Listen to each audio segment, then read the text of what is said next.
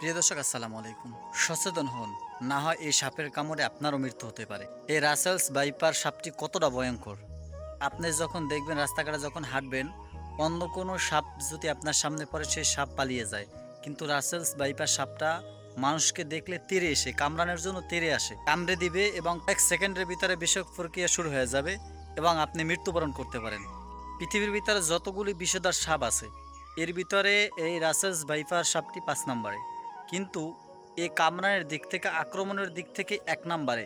Rajshahi medical college হাসপাতালের অধ্যাপক মোহাম্মদ হাসান তারিক বলেন, রাসেলস ভাইপার সাপের দংশনে যাকে কামড় দিবে তার কিডনি দ্রুত অকেজ হয়ে যাবে, শরীরে জ্বালাপোড়া এবং পছন্দ ধরতে শুরু করবে এবং রক্তগুলো জমাট বেঁধে যাবে। দ্রুত চিকিৎসার জন্য না নিয়ে যেতে পারলে সঙ্গে সঙ্গে মৃত্যু হতে পারে।